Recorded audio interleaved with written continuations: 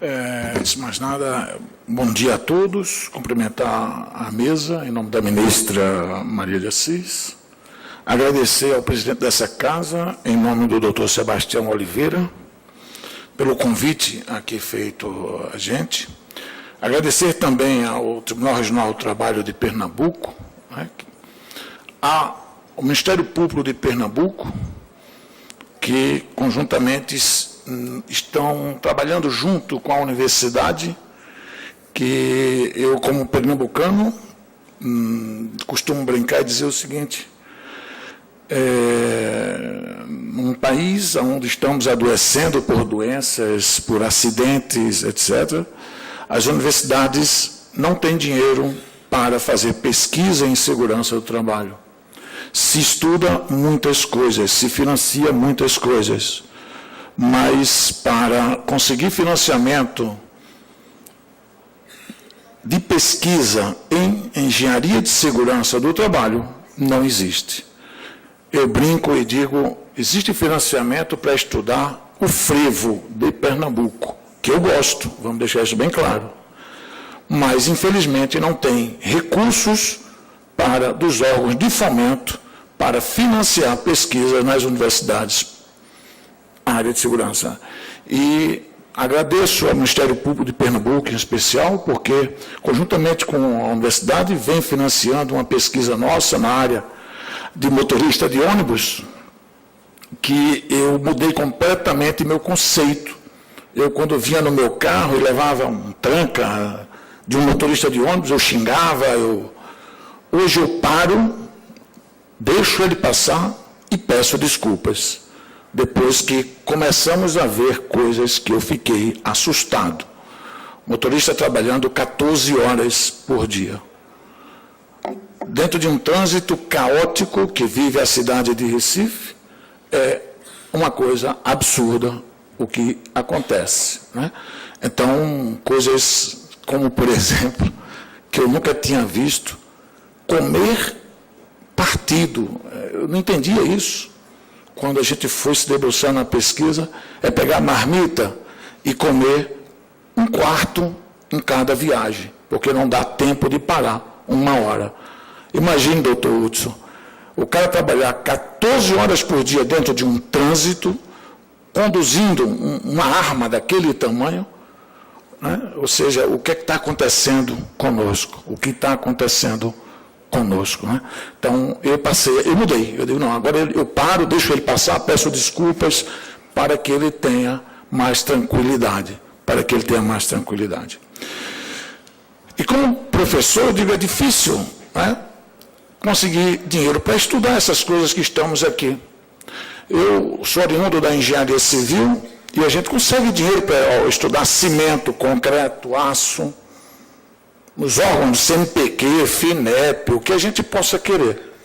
Mas para estudar segurança do trabalho, qualidade de vida para a população, nós não encontramos. Talvez isso seja por razões de que se você trabalhar uma coisa nova, recente, não sei, às vezes eu fico tentando explicar. Aí a gente vai buscar um pouco mais atrás e chega que não é recente, né?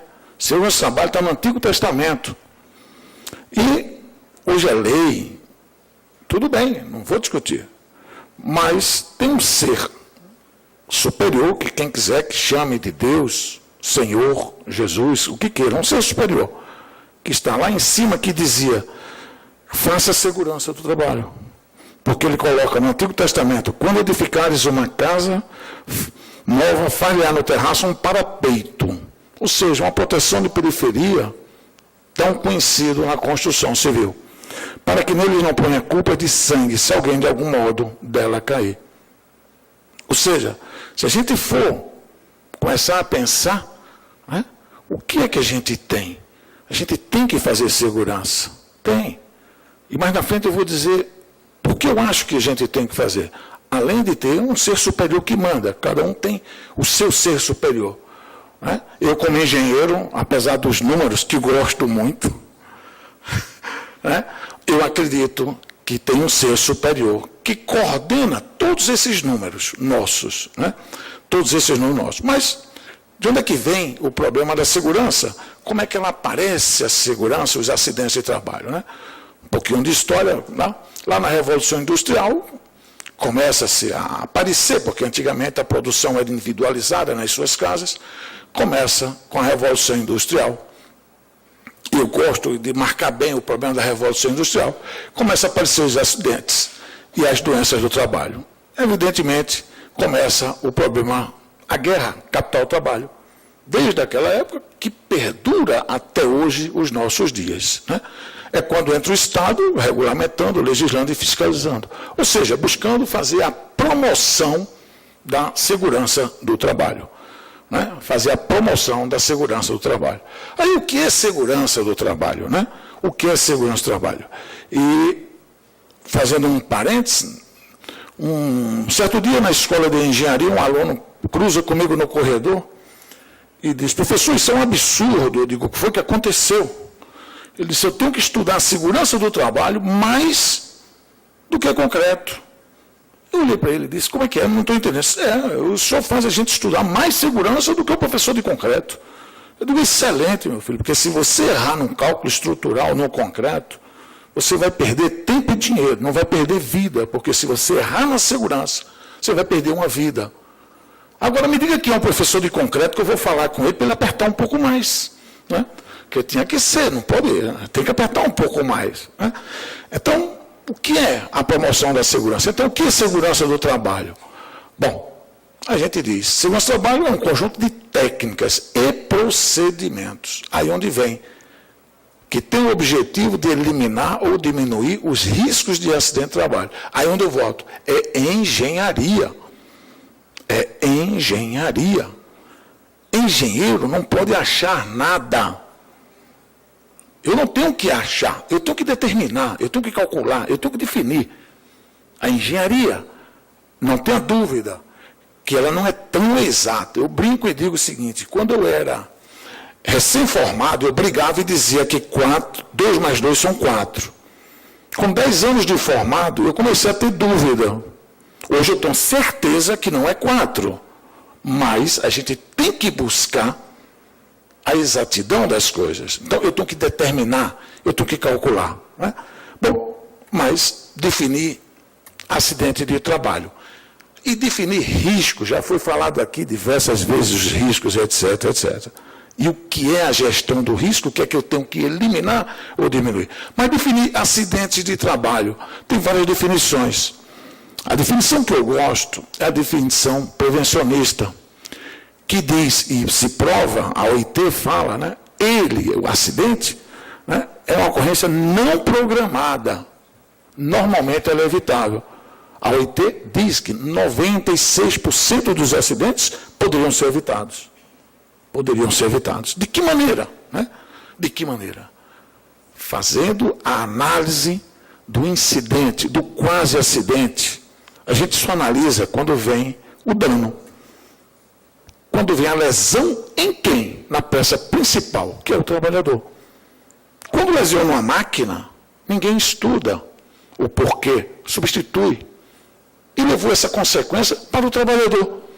Substitui. É muito fácil substituir.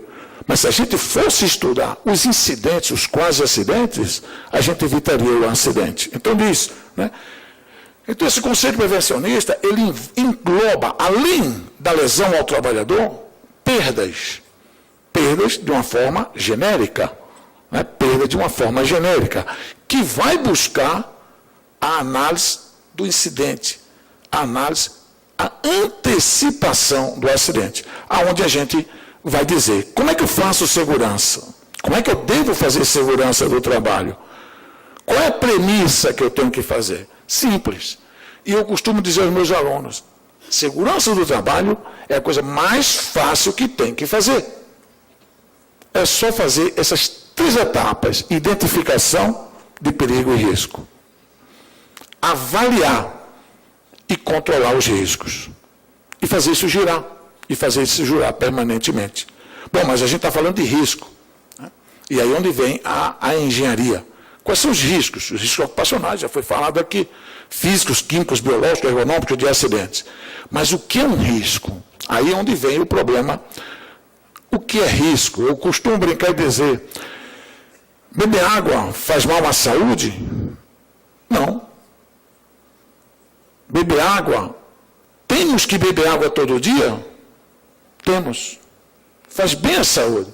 Mas por que se morre afogado? Se bebeu muita água em pouco tempo. Então a gente tem que trabalhar com essas variáveis. E tem que dizer qual é o tempo e quantidade que a gente tem que ter. Então, como diz, o risco, ruído faz mal à saúde? Depende. Depende da intensidade, depende do tempo de exposição. Então tem que se estudar isso, para não confundir agente com risco. Agente com risco. Uma coisa que eu gosto de dizer é o seguinte: na hora que eu vou fazer a identificação do risco, se eu não quantificar, eu estou achando. Eu, como engenheiro, estou achando. Então, eu não posso achar. Eu tenho que dizer e temos elementos. Temos elementos. Né? Quando não temos, temos que passar para a etapa imediata de controle. Mas, caso contrário, eu tenho que avaliar. Como se avalia? Como vai fazer a avaliação do risco? Né?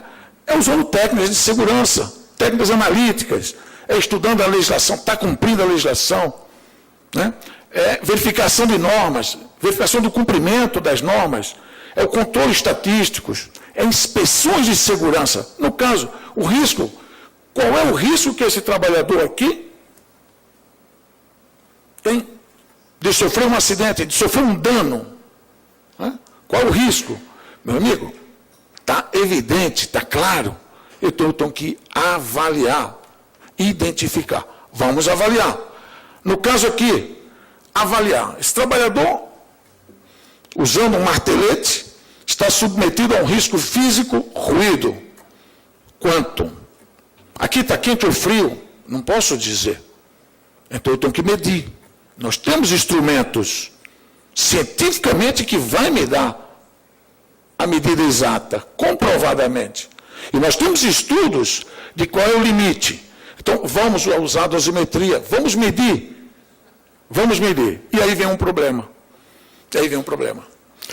Na hora que eu vou medir, então, a legislação me diz que 85, 8 horas. Acima é risco, prejudica a saúde, danifica a saúde do trabalhador. Abaixo é a gente. Mas temos que tomar cuidado. Por quê? Porque vem a suscetibilidade individual das pessoas. Porque este valor de 85 é uma média. Daí é uma dosimetria. É uma média. Se é uma média, pode ser que ela não seja boa para mim, pode ser que ela não seja boa para você. Eu posso ter uma sensibilidade diferenciada das outras pessoas. Então, como os prevencionistas que devemos ser, devemos estar sempre atentos a quê? A essa suscetibilidade individual. Que eu digo, em ruído, 80. Não tenho o que discutir. A partir daí, eu já trato como se risco fosse. Mas deixando bem claro, não é o risco, eu estou me antecipando, estou buscando fazer a base que deve ser a prevenção. Eu tenho que me antecipar. Eu não posso deixar acontecer. Eu não posso deixar chegar ao dano. Eu tenho que me antecipar. No mesmo caso, né, calor, eu tenho que medir. Vibrações, e aí, essa foto foi curiosa, e doutor Hudson, nós fizemos umas medições nessa pesquisa, junto com o Ministério Público, do Trabalho de Pernambuco, e coisas curiosas. Em 2 horas, um motorista de ônibus passava 600 vezes a marcha. Se vocês imaginarem, 300 vezes passar um câmbio por hora, imagine se ele só trabalhasse às 10 horas.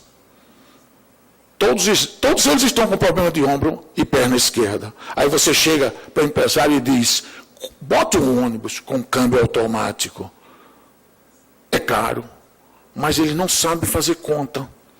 Porque quando a gente vai fazer as contas, o que é que a gente encontra? Ele é um pouco mais caro o ônibus do câmbio automático, 3% a mais. Mas dá menos problemas, quebra menos. E a vida útil daquele câmbio se paga este valor com 4 anos de uso. E ele permite usar o ônibus, o sistema permite ele usar até 7 anos. Significa que ele ganharia dinheiro. Ele ganharia dinheiro.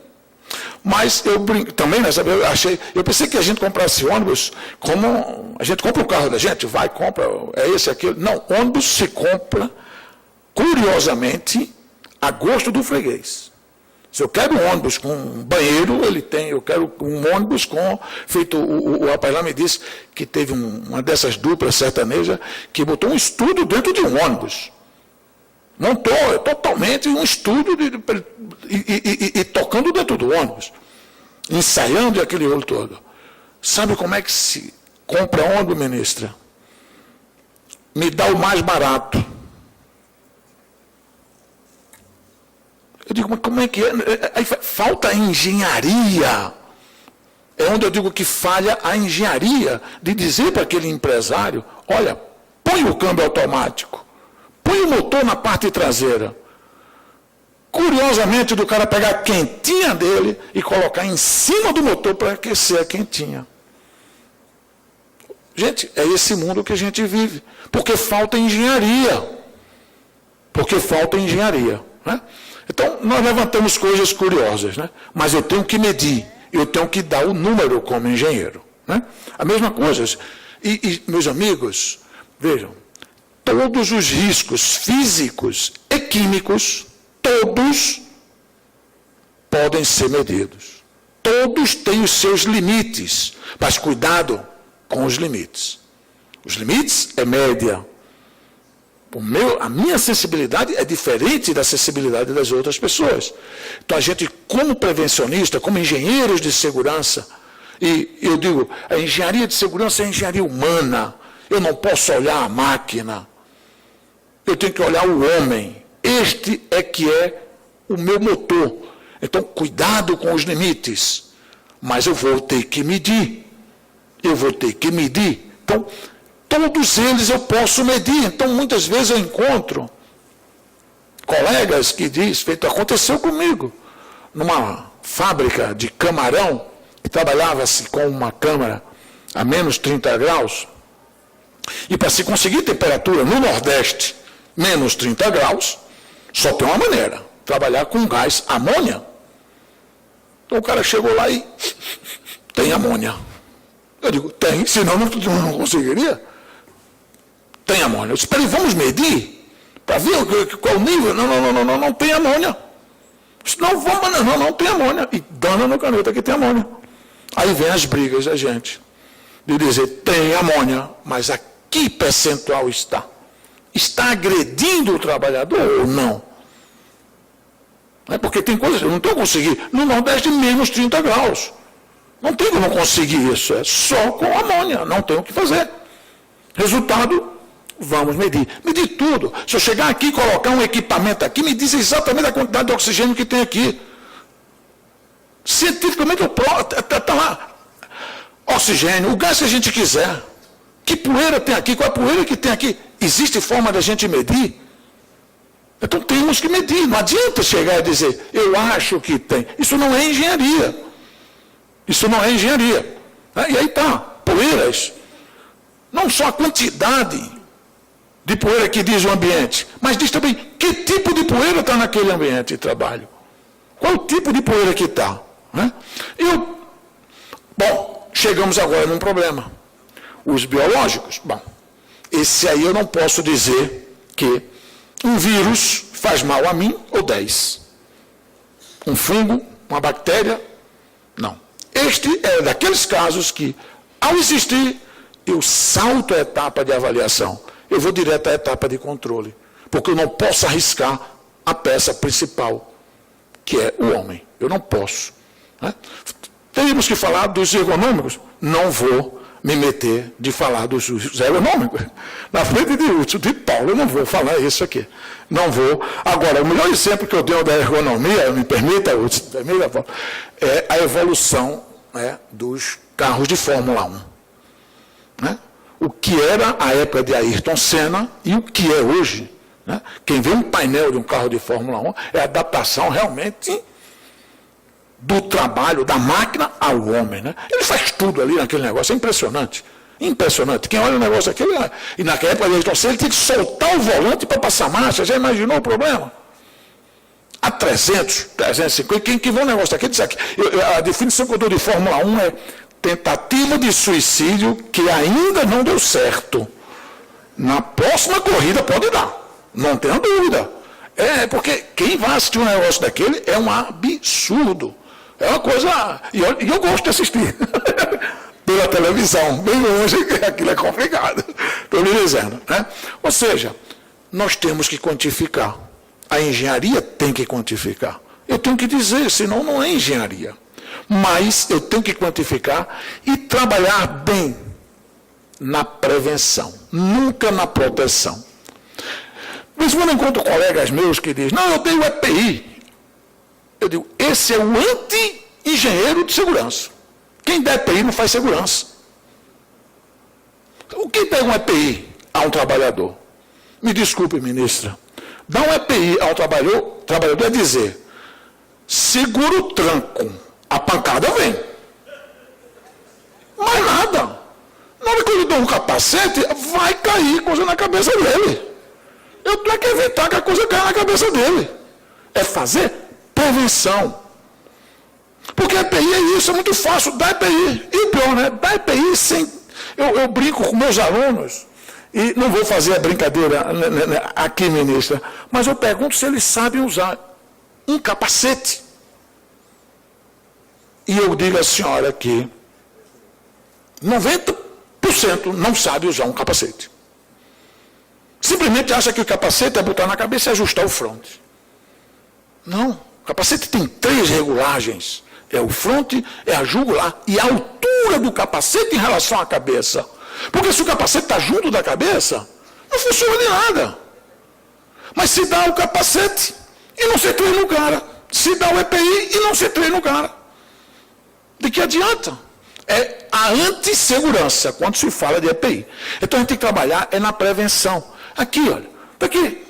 O que é que acontece aqui?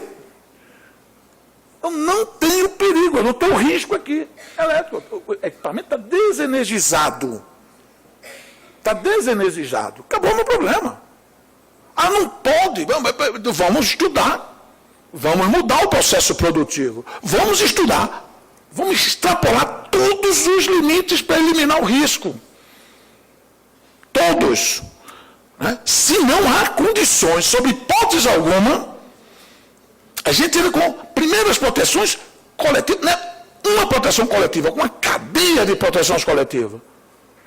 Para, em último dos outros recursos, entrar o tal do EPI.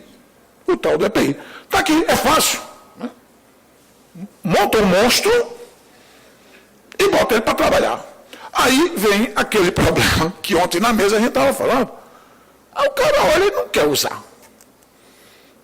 Não quer usar. Aí vem as pressões de produção, de tempo, e ele tem que vistar aquela fantasia de monstro para trabalhar. E se não produzir, aí vem, eu gostei de um termo, mas foi você, Paulo, que usou, né? É o cara que sai às 11, que só sai às 3 horas, né? Porque a produção não terminou. Aí bota um monstro, o cara vai arriscar, porque o ser humano, ele diz, ele não quer, ele é competitivo. E na hora que aperta, ele vai buscar. Ele vai arriscar. Ele vai arriscar. Eu tive um colega inglês, que só um parênteses, eu convidei, eu não gostei muito, 5 minutos. Vamos lá, vou dizer. Também tem o seu tempinho extra aqui. Opa, já gostei. É um ponto extra na prova, gente, já estou gostando. Um amigo meu inglês, eu convidei ele para fazer uma visita ao Brasil, porque uma linha que eu gosto de trabalhar é acidentes no lar. Eu digo, onde a gente mais se sente seguro é na casa da gente. E a estatística europeia, meus amigos, é para cada 10 acidentes na indústria, acontece 8 nos nossos lares. Isso na Europa. No Brasil a gente não tem essa estatística, mas na Europa é isso. E acontece com crianças de 0 a 4 anos e crianças com mais de 65 anos de idade. Isso na Europa. Eu comecei a estudar isso, é uma coisa, e trouxe um colega nosso para fazer um curso conosco lá em Pernambuco, e ele ficou indignado comigo, porque eu permiti um menino subir num coqueiro para pegar um coco. Ele disse, ficou indignado, me deu uma bronca. Ele disse, Beto, isso é um absurdo. Como é que você, uma pessoa que trabalha com segurança, deixa uma criança expor a vida e ainda fica rindo? Mas me deu uma chamada. Eu fiquei meio atonto depois que eu percebi. A ficha caiu. Ele, em inglês, não tinha nada a ver com o país da gente. Ele não permitiu aquilo.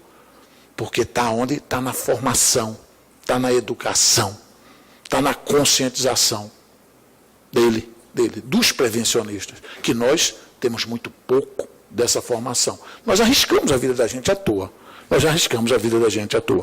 Então, a base da segurança é a prevenção e jamais a proteção. Então, como é que eu faço o controle? Normas, sinalização. E a base de tudo, formação, informação. Eu não acredito, ministra, que sem formação, sem informação, sem capacitação, o Brasil não vai sair deste abismo de acidentes que a gente tem. E a doença, o problema da doença psíquica é perda total. Na hora que eu perco um braço, eu ainda sou produtivo.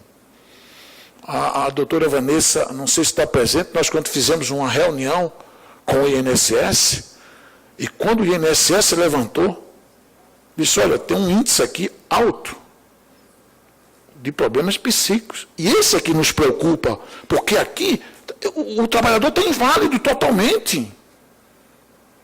Altíssimo nos motoristas. A pressão, horário, trânsito. Bota em marcha, bota calor, bota vibração e o inferno chegando junto dele. E passando do lado da gente de carro, no confortável carro da gente, com ar-condicionado, e a gente não percebe que aquele negócio está ali do lado, né, chegando perto da gente. Então, gente, a base é a formação. Mas a formação requer o quê? Uma sistematização. Requer programas, requer projetos. Não adianta fazer na hora. Eu, quando vou a médico, eu estou com um probleminha aqui na perna, e eu, antes de ir para o meu médico, eu mando meus exames, tudo para ele. Não, graças a Deus, não. Graças a Deus, não. Eu mando meus exames. Ele fala, Beda, quando você vier, traga. Eu digo, não, eu não acredito que você leia na hora e diagnostique. Estude antes. Médico tem essa mania, você vai para o médico, aí você conta para ele na hora, diz, você está morto, está vivo, o que é que você faz? Etc. Acabou-se. Eu digo, mas você não estudou, não analisou o meu caso. Por isso que médico, olha, você para ser, eu graças a Deus posso dizer aqui, ministra, estou vivo porque eu sou engenheiro de segurança, eu acho. Eu tive um câncer de rim que dizem que matava em 2 anos, e eu estou bem dele. Estou mal de outra coisa, mas do rim eu estou bem. Estou dizendo. Né? Mas eu digo o seguinte, o médico não pode tratar por um número. Então você tem que ser amigo do médico, porque senão não funciona. Você chega para ele, você conta, ele olha para você e diz, você tem isso. Eu digo, mas você não estudou, não viu meu caso. Não. Aí eu mando 15 dias antes, e ainda ligo para ele. Recebi, Beda. O que você acha? Chamou tudo, aí, Beda, eu já sei, eu estou lá, porque eu não acredito. Né? Então a gente tem que fazer projeto, tem que programar. E o projeto na área de segurança requer o quê? Padrão, medições, comparações, avaliações, ações corretivas e, principalmente, monitoramento. Monitoramento. Que isso é o quê? É o planejamento seguro. Aí eu começo a fazer segurança. Aí o engenheiro começa a fazer segurança.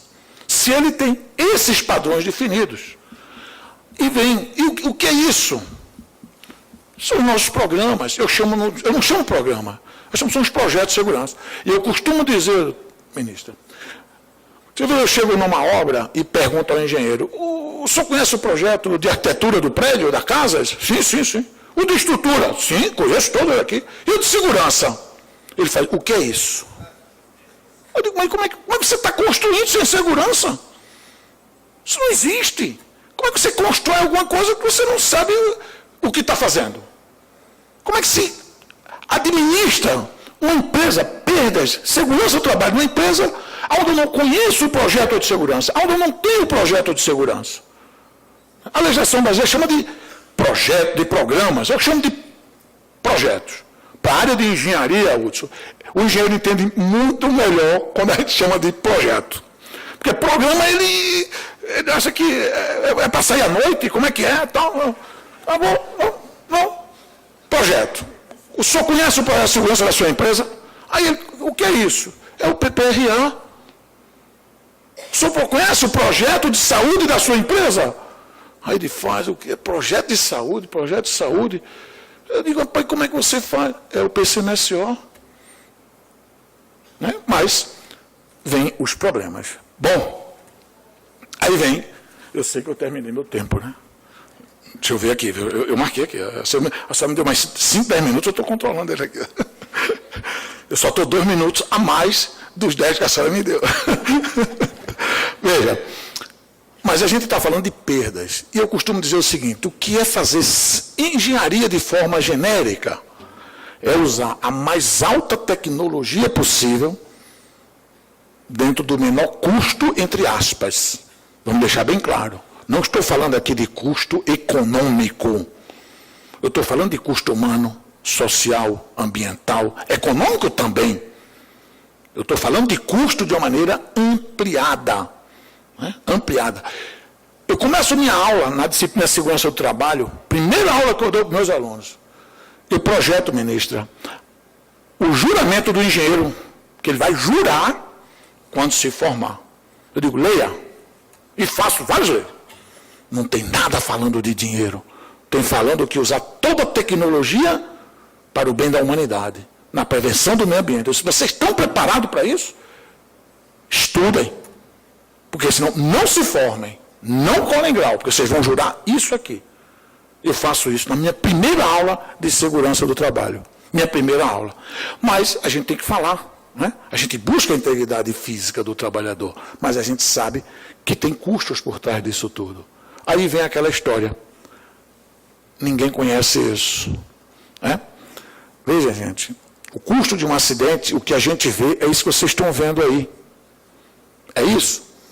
O professor Hudson colocou aqui, né, vários custos. Né? Mas o que a grande maioria vê é isso aí. Porque não tem capacitação. Porque o custo real vai de 5 a 50 vezes maior do que o custo que eu vejo. O custo, gente, real do acidente é essa brincadeira que vocês estão vendo aí. É essa brincadeira que vocês estão vendo aí. Né? É muito maior do que a gente vê rapidamente. Mas aí vem essa história. Né? Quem paga isso? Aí onde vem o problema? Quem paga esse custo? Sabe quem paga? Paga todo mundo. Paga o trabalhador, paga a sociedade e paga a empresa. E de que maneira paga? Através dos custos humanos e dos custos econômicos, de forma direta e indireta. Quando eu falo isso, alguns alunos dizem, professor,